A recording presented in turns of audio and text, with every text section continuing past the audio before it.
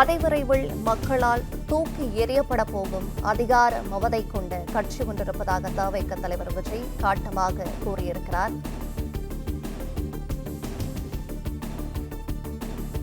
அவசர கதியில் தனக்கு பழக்கமான அவதூறு அரசியல் ஆட்டத்தை தொடங்கியுள்ள கட்சி என்றும் திமுக பெயரை குறிப்பிடாமல் தவிக தலைவர் விஜய் காட்டமாக கூறியிருக்கிறார். கூடுதல் விவரங்களை செய்தியாளர் யுவராஜ் வழங்கிட கேட்கலாம். யுவராஜ், வணக்கம். விவரங்களை சொல்லலாம்.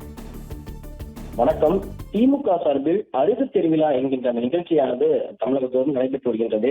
அதை குறிப்பிட்டு தமிழக வெற்றி கழகத்தினுடைய தலைவர் விஜய் தற்பொழுது அறிக்கை ஒன்று வெளியிட்டிருக்கிறார். அதில் அருகு திருவிழா என்ற பெயர் வைத்துவிட்டு முழுக்க தமிழக வெற்றி கழகத்தை மட்டுமே மறைமுகமாக திட்டும் திருவிழாக அதை மாற்றியதிலேயே அது அருகு திருவிழாவாக இல்லாமல் அவதூறு திருவிழாவாகவே உள்ளது என்று அந்த பதிவிலை குறிப்பிட்டிருக்கிறார். மேலும் சமீப காலமாக ஆட்சி அதிகாரத்தில் இருந்து அதிவிரைவில் மக்களால் தூக்கி எறியப்பட போகும் அதிகார மமதை கொண்ட கட்சி ஒன்று அவசர கதியில் தனக்கு பழக்கமான அவதூறு அரசியல் ஆட்டத்தை தொடங்கியுள்ளது எனவும் எந்த கட்சியை சொல்லி தெரிய வேண்டும் என்கின்றது இல்லை என திமுகவின் பெயரை குறிப்பிடாமல் அந்த பதிவை குறிப்பிட்டிருக்கின்றார்.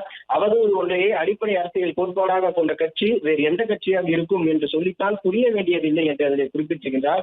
இப்போதெல்லாம் அந்த கட்சியினுடைய ஒரே இலக்கு தமிழக வெற்றி கழகத்தை முழுக்க மூலையில் தூக்கி யோசிப்பது அதன் முழு நேர வேலை என்றாகிவிட்டது எனவும் அவர்களுக்கு 1969 பிறகு அவதூறுதான் அரசியல் கொள்கை எனவும் லஞ்ச லாவண்யம், ஊழல், லட்சிய கோட்பாடு இந்நிலையில் மக்களுக்காக இதயபூர்வமாக 2 கலந்த பிறகு மாபெரும் மக்கள் சக்தியுடன் அரசியலுக்கு வருகின்ற தமிழக வெற்றி கழகம் போன்ற ஒரு இயக்கத்தை கண்டால் அவர்களுடைய மூளை மழுங்கி முனகத்தானே செய்யும் என்று அந்த பதிவிலை குறிப்பிட்டிருக்கின்றார்.